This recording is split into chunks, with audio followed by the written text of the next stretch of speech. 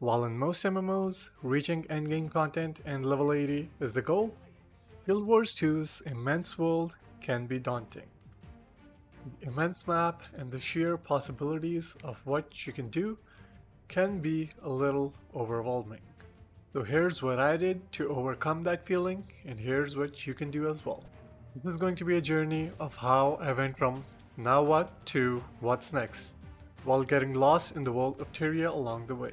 It's your boy Fate, and this is how I tamed Tyria's chaos after level 80, until Soto tested me. And if you like the content, please like and subscribe, it really helps out a lot, and helps me know that you guys are here and that you guys are watching. And without further ado, let's jump right into the video.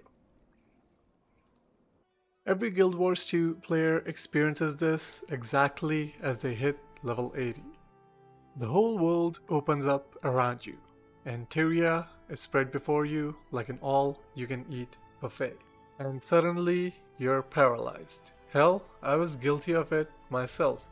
Aimlessly wandering through Lion's Arc, just taking a look at how immense the scope of the map was terrified me.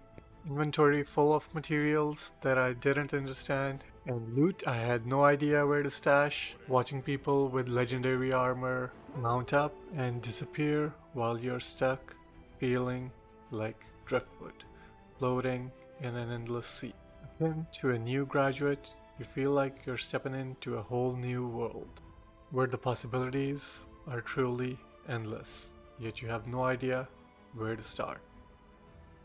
The initial rush of finally becoming the Pact Commander starting to fade as a wave of uncertainty sets in. Hitting level 80, I did have one goal in mind, and that was to get my elite specialization. For my thief, it was going to be getting the Daredevil. But while I was in the process of getting all of that, I got bored. And I started to feel like maybe I didn't want to play Assassin throughout the game, as it was a little taxing and a lot of button mashing. But I did want to play a class that used daggers, so I ended up finding a specialization for the warrior that specializes in daggers. And so I made my first alt, experimenting around in the PvP arena, trying out different builds until I was satisfied on making one. But I was so enthralled by the story, I didn't want to end up losing any progress, and I ended up creating a character exactly like my old one. So once I was done, I could pick up the story exactly where I left off. I initially thought that creating a new character was going to be difficult and I'd end up impacting my own journey in some sort of way. And yet, everything I did on the new alt was so amazing. I ended up learning more mechanics than I ever would on my old class. And with the warrior's easier rotation, it wasn't a hassle to play. It was a delight. I enjoyed every step of the way. Turns out, not committing is progress in itself. Alts taught me mechanics that I'd never be able to learn playing my old class. And so with my new commander all set up with a couple of new skills under the belt, I was ready for the next step of my journey. And one of the most beautiful things Guild Wars 2 has to offer, the mount system. You get access to most of the mounts after you get Path of Fire, and although I was recommended to play the base game without mounts, a lot of videos were telling me to get them, so I did. And I ended up using one of my characters to get the mounts so that the story would not be impacted. I did end up getting a few spoilers, but I tried to blind myself from most of them. And whenever you buy one of the expansions, you end up getting the Raptor for free. And I thought that was it. That was it for the Raptor, but I could not have been more wrong. Guild Wars 2's mount mastery system adds so much more to the base mounts, it's a game changer. That evolves so much on how the base mount functions that once you're used to it, you can't imagine using it without those masteries.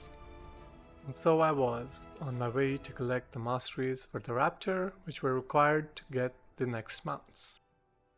And I ended up working my way from the raptor to the springer to the skimmer and finally to the sand jackal. Now, unlike other games, these mounts are not simply cosmetic. They all have something unique to offer. The raptor runs really fast and allows you to horizontally leap across large distances. The springer allows you to reach vertical heights. Skimmer allows you to travel on and under water. And the sand jackal, while specific to that one area, is kind of like a teleporting mount that allows you to access sand portals and fully explore that map, allowing you to access otherwise inaccessible places. The thing I absolutely loved about the mounts in Guildwars 2 is they have actual weight to them. They feel like if you're driving a car or a plane. I play a lot of racing games, so that one's on me. But they feel realistic. The movement, the acceleration, everything feels possible. And it's one thing I absolutely love from Guild Wars 2, and everyone should get to experience it. And before we move to the next section, the one mount I really wanted to highlight was the Griffon.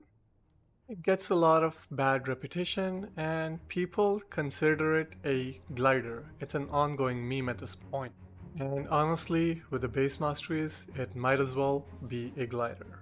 But all of that changes once you have all of the masteries unlocked. It is an amazing mount and the fastest way to get from point A to point B, and probably the most fun. Where the Skyscale functions more like a helicopter, a Griffon is more like a jet, and it makes you feel that as you rush through the skies with a wind in your hair, and everything is perfect.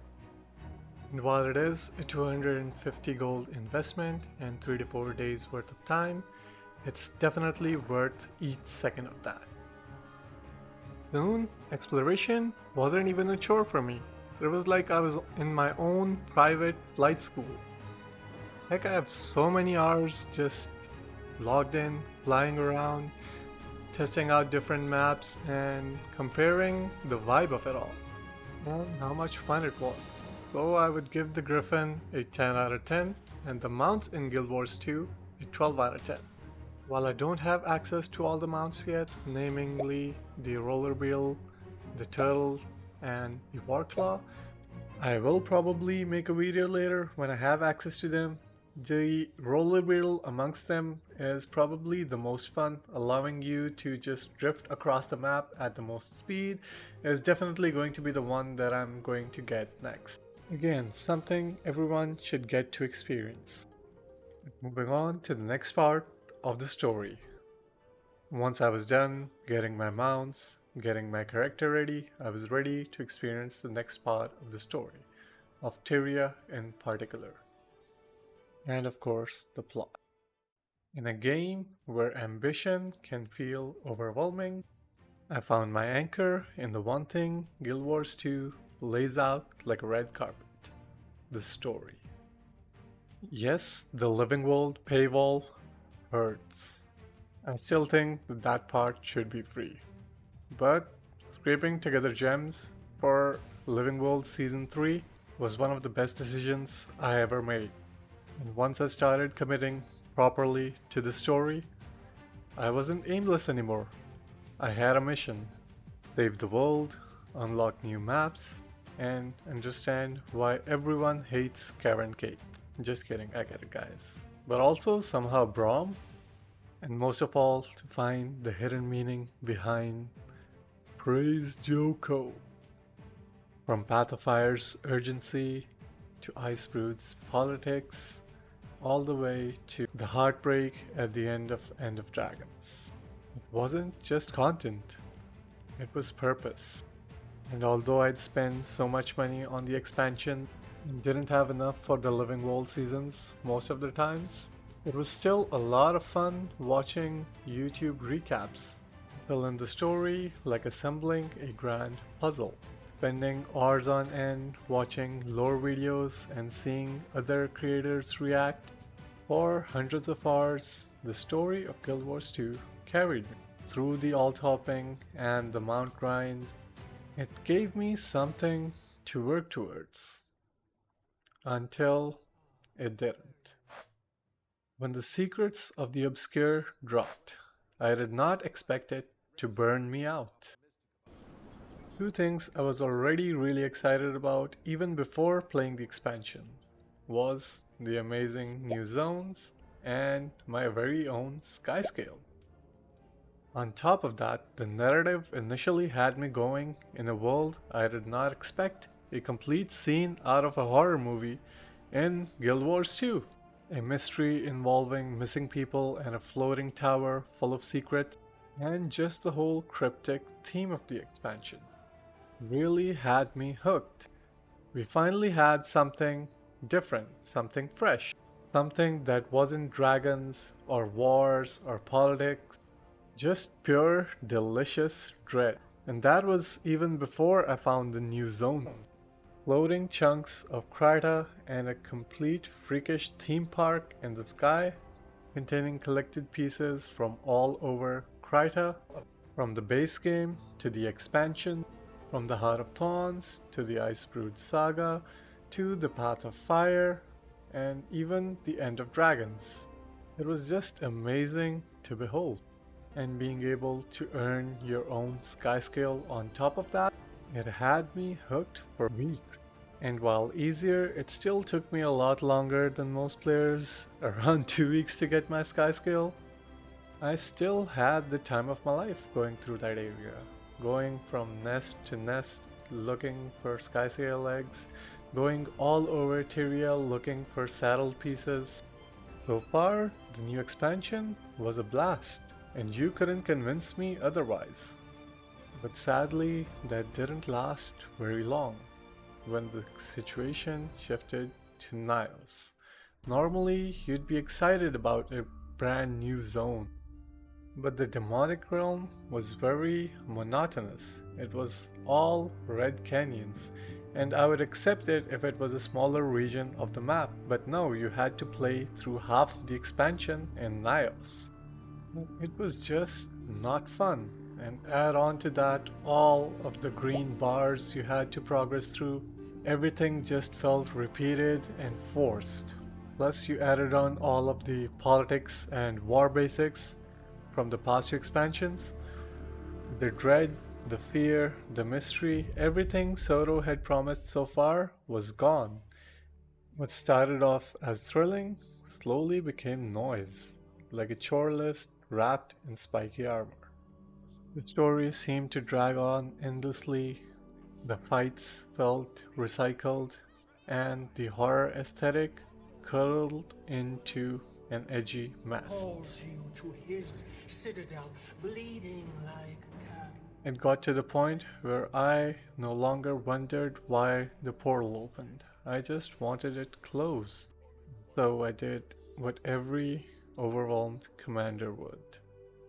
I deserted.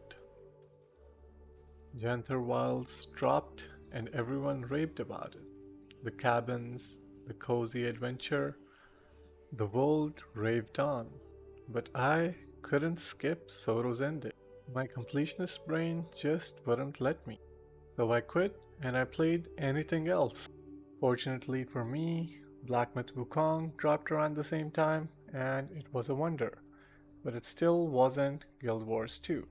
And while it was an amazing world, I wanted a massively multiplayer world. I wanted Guildwars. And yet, Tyria no longer felt like home anymore. It felt like homework I'd left lying on the corner shelf. Until one fateful day where I randomly just wanted to get on, chat with the community, find a world boss, or just spend some time flying on my Griffon. Something began to click as I was playing through some of the old Living World seasons. I started to remember why I loved this world in the first place, and why the story had me hooked. And so, I'm back, playing through Nayos' last acts and hoping to make my way through Janthir Wilds before the latest expansion drops. Not for the lore or the loot, but for the story. And if you'd like to join me along for the journey, you can follow me on Twitch. Or as always, like and subscribe and comment the kind of content you would like to make, if you would like live sessions on YouTube or shorts. And this is finally your sign to go grab your mounts, get your elite specs, and journey into the world of Guildwars 2. Whether it's mount grinds, map completion, achievement and trophy hunting, or PvP that you flavor, Guildwars 2 has something for all of you. Make sure to enjoy the exploration and don't make it feel like it's a chore. Do whatever you love and whatever is the most fun for you. Again, thank you so much for sticking out to the end of the video. It's your boy Fate, signing out.